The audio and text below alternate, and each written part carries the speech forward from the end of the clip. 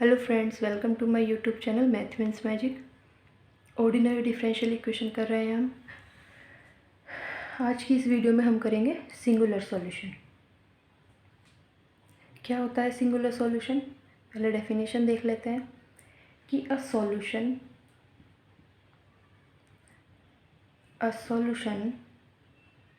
Singular solution किसे कहेंगे हम? अ सिंगुलर सॉल्यूशन क्या होता है? सिंगुलर सॉल्यूशन पहले डेफिनेशन देख लेते हैं इसकी। बहुत मेन बात यह है, सिंगुलर सॉल्यूशन हम उसे कहते हैं जो हमारा जनरल सॉल्यूशन है और पर्टिकुलर सॉल्यूशन है, जनरल सॉल्यूशन से फाइंड ना कर सके। जनरल में हम कोई एक वैल्यू पुट कर देते हैं तो पर्टिकुलर सॉल्यूशन हो जाता है। तो सिंगुलर सॉल्यूशन वो होता है जो जनरल सॉल्यूशन से फाइंड ना किया जाए। A singular solution is one which does not contain arbitrary constant, एक उसमें arbitrary constant नहीं होना चाहिए, and which cannot be obtained from general solution. अभी मैंने बताया सिंगुलर सॉल्यूशन वो सॉल्यूशन होता है जिसमें कोई भी आर्बिट्ररी कांस्टेंट ना हो और जिसे हम जनरल सॉल्यूशन से फाइंड ना कर सके। ठीक है, बहुत सिंपल है। देखो अब फाइंड कैसे करते हैं, इसके दो रूल है। पहला, अगर मुझे गिवन इक्वेशन इस टाइप की है, गिवन इक्वेशन कैसी है, X Y F X Y P की फॉर्म में गिवन है और जो इसका सॉल्यूशन है वो क्या है, वो है phi X Y C,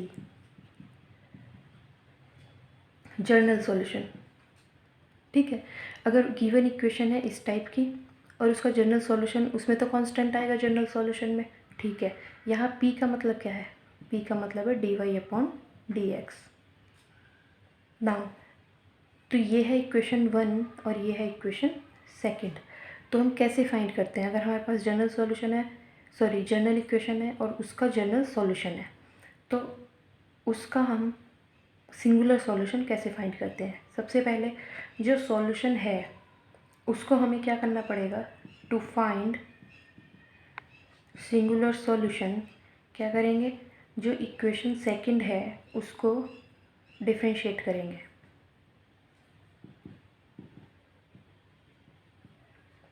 with respect to partially, यहाँ पार्शली भी लिख देती हूँ,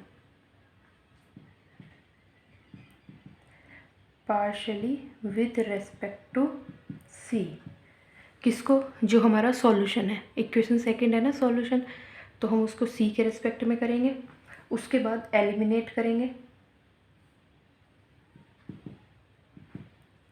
eliminate C and C between second, यहाँ पे हम इसको क्या करेंगे, करली साई अपॉन करली सी इक्वल टू 0। जो हमारा जनरल सॉल्यूशन है उसको डिफरेंशिएट करेंगे और इक्वल टू 0 पुट करेंगे। तो ये इक्वेशन हो गई हमारी थर्ड। सेकंड और थर्ड में हम क्या करेंगे? एलिमिनेट कर देंगे सी को, second and third.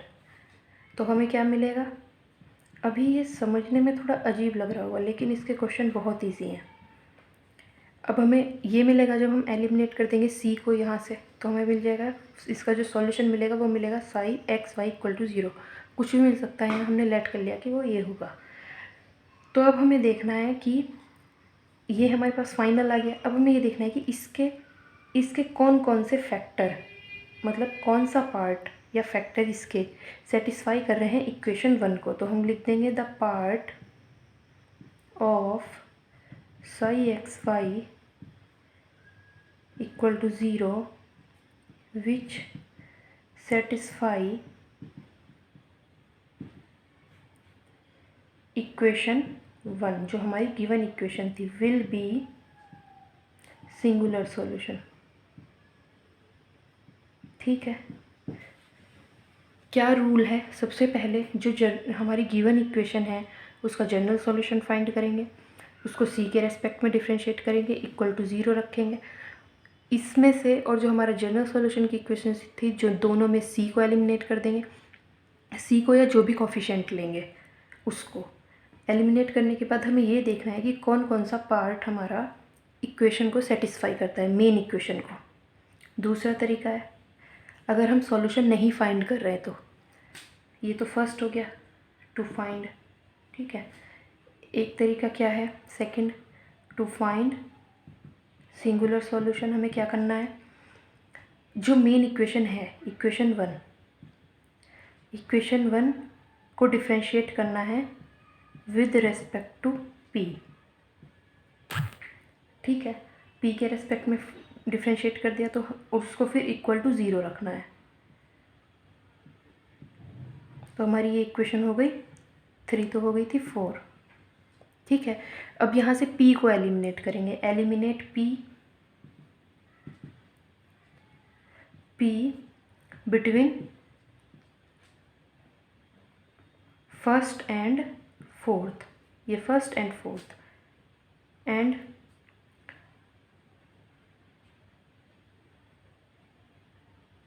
Then common factor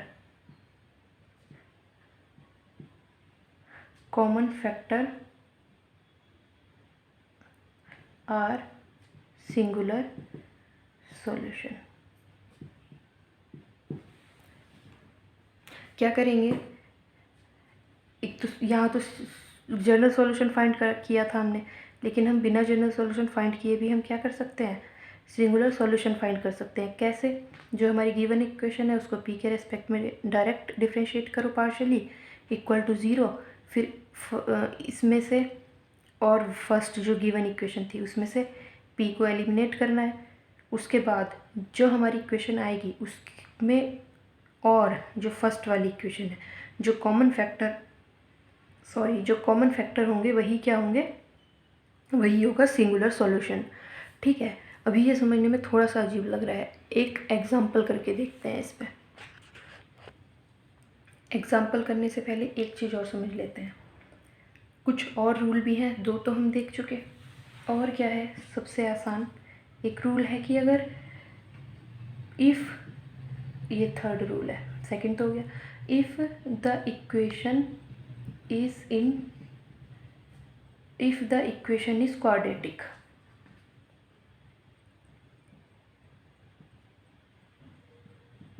in P। ठीक है, अगर इक्वेशन क्वाड्रेटिक है P में तो हम क्या करेंगे,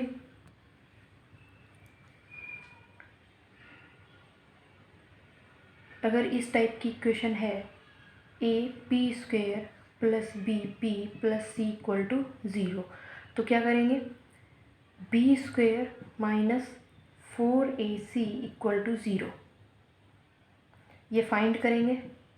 अगर p में क्वाड्रेटिक है इक्वेशन तो ये फाइंड करेंगे हम क्या, b² माइनस 4ac, ये हमें क्या देगी, विल गिव सिंगुलर सॉल्यूशन।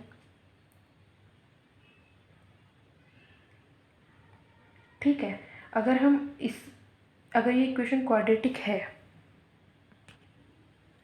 ये फाइंड किया हमने, ये हमें सिंगुलर सॉल्यूशन तब देगा b² minus 4ac equal to zero when, मतलब जो फैक्टर आएंगे और जो फैक्टर होंगे वो गिवन इक्वेशन को सेटिस्फाई करेंगे। गिवन इक्वेशन हमारी इसी टाइप की है जो हमने अभी थोड़ी देर पहले लिखी थी, इस टाइप की गिवन इक्वेशन है।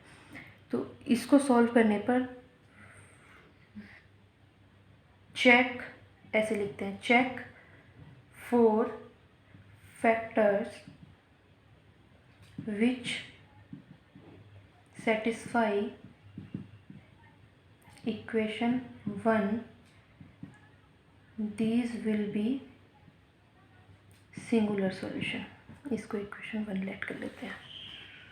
ठीक है, अगर इक्वेशन क्वाड्रेटिक है P में तो हम उसको इस टाइप से फाइंड करेंगे, उसके सिंगुलर सॉल्यूशन कि b² माइनस 4ac फाइंड करेंगे।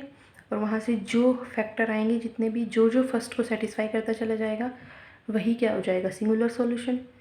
और अगर क्वाड्रेटिक पी में नहीं है तो हमने अभी किया है, इससे पहले मैंने इरेज कर दिया वो कि पी के रेस्पेक्ट में डिफ्रेंशिएट किया, पी को एलिमिनेट किया, जो फैक्टर सेटिस्फाई करेंगे मेन इक्वेशन को वही सिंगुलर सॉल्यूशन होगा।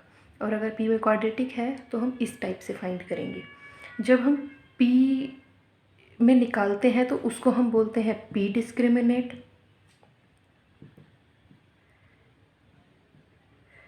पी डिस्क्रिमिनेंट, एक सेकेंड,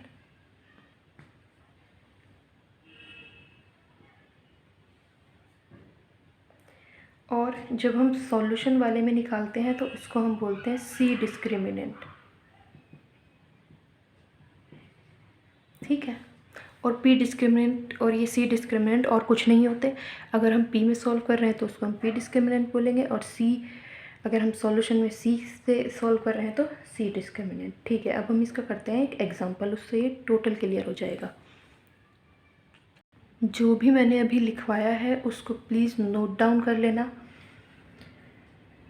क्योंकि यहाँ मैं बार बार इसको इरेज किए जा रही हूँ। एग्जाम्पल देखते हैं हम पहले। अब सिंगुलर सॉल्यूशन का पहला एग्जाम्पल क्या है, देखो क्या एग्जाम्पल है। P square plus Y square equal to 1। एक इक्वेशन आएगी, उसमें हमें क्या करना पड़ेगा,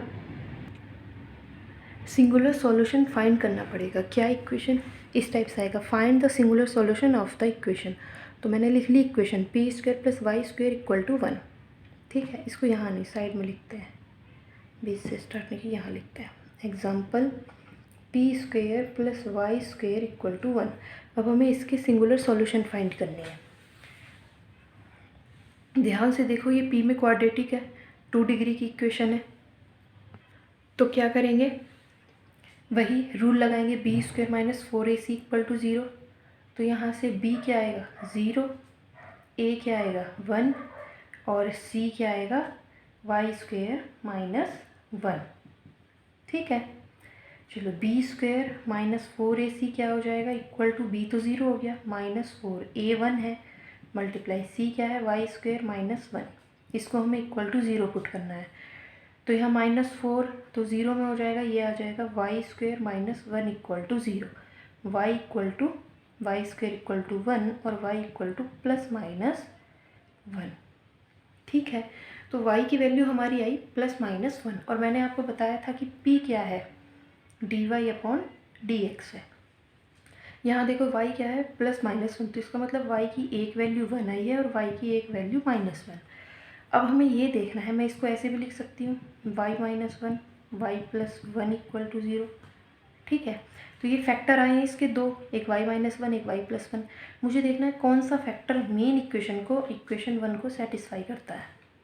पहला हम लेते हैं y-1 equal to 0, it means y equal to 1।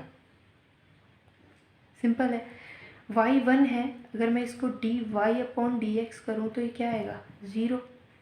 इसका मतलब यहाँ से क्या हुआ कि p इक्वल टू 0 है, p इक्वल टू 0 है when y equal to 1। So क्या करेंगे, at y equal to 1 and p equal to 0, equation 1 is p square plus Y square. p का स्क्वेयर क्या है 0 प्लस y का स्क्वेयर क्या है 1 इक्वल टू 1। तो 1 इक्वल टू 1 सेटिस्फाई कर रहा है ना। तो कौन सा फैक्टर सेटिस्फाई कर रहा है, y-1 वाला। सो y-1 या y equal to 1 is singular solution of equation 1। Next अब हम देखते हैं y+1 मतलब y इक्वल टू -1। इसको डिफ्रेंशिएट करो, dy/dx इक्वल टू 0 मतलब p equal to 0। So at y equal to -1 and p equal to 0, equation 1 is क्या हो जाएगा, p स्क्वेयर फिर से 0 प्लस वाई स्क्वेयर मतलब -1 square equal to 1। So 1 equal to 1 ये भी सेटिस्फाई कर रहा है। So y equal to -1 is also singular solution. ठीक है, तो यहाँ से हमें क्या मिला कि y equal to +-1 is singular solution. Simple है, हम फाइंड कर पाए p² + y² इक्वल टू 1 की सिंगुलर सॉल्यूशन। बहुत सिंपल था, इजी था। अब हम नेक्स्ट करते हैं, नेक्स्ट क्वेश्चन। वो क्या है उसको भी देखते हैं। नेक्स्ट एग्जांपल है 3y equal to 2px - 2p² upon x। 3y equal to 2px - 2p² upon x। इस क्वेश्चन को देखते हैं, इसमें क्या करना है। फर्स्ट ऑफ ऑल इसको देखो, p में क्वाड्रेटिक है तो इसको ऐसे लिखते हैं, x से पहले मल्टीप्लाई करते हैं पूरी इक्वेशन को। ये हो जाएगा 3xy equal to 2px² - 2p²। इसको इधर लेके आते हैं, ये हो जाएगा 2p² - 2px² plus 3xy equal to 0। ठीक है, अब हमें क्या करना है, क्वाड्रेटिक है तो b² - 4ac। b की वैल्यू क्या है यहाँ -2p, a की वैल्यू है 2 और c की वैल्यू है 3xy। b² - 4ac क्या हो जाएगा -2p² - 4 × 2 × 3xy इक्वल टू 0। हो जाएगा 4p² - 4 × 6xy इक्वल टू 0। मैं इसको लिख दूँगी p² - 6xy equal to 0। 4 common लेके 0 में चला जाएगा, तो यहाँ से p² - 6xy इक्वल टू 0 हमारे पास ये कंडीशन आएगी। ठीक है, ओह सॉरी, मैंने p क्यों लिख लिया यहाँ पे, ये p तो आएगा ही नहीं, मैंने यहाँ पे गलती से लिख दिया 4। तो 1 - 6xy इक्वल टू 0। ठीक है, अभी भी कुछ गड़बड़ है शायद, 2x² है ये, तो ये हो जाएगा 2x³ x³ अब सही है। तो यहाँ से आएगा 6x³ y इक्वल टू 1। और अब यहाँ से क्या आएगा, इसकी वैल्यूज़ आएगी, मैंने फिर से मिस्टेक कर दी क्या, यस 3yx था ना, तो 3yx तो एज इट इज़ है, और यहाँ से 2x²। एक सेकेंड में इसको चेक कर लेती हूँ, सॉरी मैंने सारा ही मिस्टेक कर दिया, यहाँ पे ये नहीं आएगा, मुझे लगा ये b है। चलो दोबारा से देखते हैं। अभी यहाँ पे b क्या है -2x² है, ठीक है, और a क्या है 2 और c क्या है ये। अब देखते हैं, इसका स्क्वायर करेंगे क्या आएगा -2x² का स्क्वायर -4 × 2 × 3xy इक्वल टू 0। इस बार सही होगा। ठीक है, यहाँ से हमारा हो जाएगा 4x⁴ minus 4 × 6xy equal to 0। 4 common लेके 0 में जाएगा, ये आएगा x⁴ minus 6xy equal to 0। अब यहाँ से x कॉमन लिया तो x³ - 6y इक्वल टू 0। ठीक है, अब यहाँ से देखो हमारे पास कितने फैक्टर आए, एक तो x इक्वल टू 0, एक x³ - 6y इक्वल टू 0। ठीक है, अब हम सबसे पहले x इक्वल टू 0 को देखते हैं कि क्या वो मेन इक्वेशन को सेटिस्फाई कर रहा है, हमारी इक्वेशन 1 को, या नहीं कर रहा है। ठीक है, तो फॉर x इक्वल टू 0 के लिए मैंने बताया था p क्या है dy/dx है। ठीक है, तो x को अगर मैं y के रिस्पेक्ट में करूँगी तो ये क्या आएगा dx/dy इक्वल टू 0। इसका मतलब 1/p इक्वल टू 0 होगा। ठीक है, तो अब हम देखते हैं कि for x equal to 0 and 1/p equal to 0 पर हमारी इक्वेशन 1 क्या है, सेटिस्फाई करेगी या नहीं करेगी।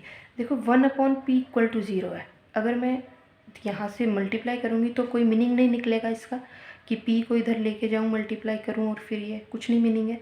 तो मुझे मेन इक्वेशन में क्या करना पड़ेगा 1/p लिखना पड़ेगा सब जगह। तो इसमें मैं 1/p से डिवाइड करती हूँ, 1 को, डिवाइडिंग बाई 1/p। तो क्या होगा यहाँ 1/p²। तो यहाँ हो जाएगा 3y/p² इक्वल टू 2x/p, एक p से p कैंसिल हो जाएगा, -2/x। तो यहाँ देखो 1/p हो गया ना, यहाँ भी 1 में p हो गया, यहाँ भी, यहाँ नहीं है। तो हम रखते हैं x को, अभी मुझे x को 0 पुट करना है। तो यहाँ देखो x अपॉन में है, मुझे इसकी x से मल्टीप्लाई भी करनी पड़ेगी।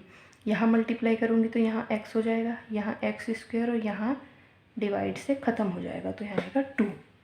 ठीक है, अब मैं रख सकती हूँ यहाँ पे, ये वैलिड है। मैं x को 0 पुट करूँ और 1/p को 0 पुट करूँ, तो यहाँ x 0 हो गए, तो ये तो साइड 0, यहाँ भी x 0 और 1/p भी 0, ये साइड भी 0, -2। तो वह क्या 0 इक्वल टू -2 के हो सकता है? Never. So that x equal to 0 is not singular solution. अब हम चलते हैं नेक्स्ट फैक्टर की तरफ। हमारा वो क्या है? x³ - 6y equal to 0। यहाँ से लिया ना हमने ये। ठीक है, अब मैं इसको लिखती हूँ x³ equal to 6y। It means y equal to x³/6। अब मुझे dy/dx करना है, इक्वल टू 3x²/6। ठीक है, ये हो जाएगा x²/2। तो यहाँ से मेरे पास जो कंडीशन आएगी वो क्या आएगी? यहाँ आएगा p equal to x²/2। So 4x³ equal to 6y and p equal to x²/2, equation 1। अब मुझे देखना है जब मैं x³ को ये और p को ये पुट करती हूँ तो क्या फर्स्ट इक्वेशन सेटिस्फाई होती है या नहीं। देखो 3y है, तो 3y तो एज इट इज़ रखेंगे, इक्वल टू 2p है, p की वैल्यू रखनी है मुझे x²/2। सॉरी, यहाँ पे y की वैल्यू मुझे क्या पुट करनी है? x³/6। तो यहाँ आएगा x³/6 माइनस है, यहाँ पे p की वैल्यू पुट कर दी मैंने x²/2 और एक ये वाला भी x है, तो ये हो जाएगा x³।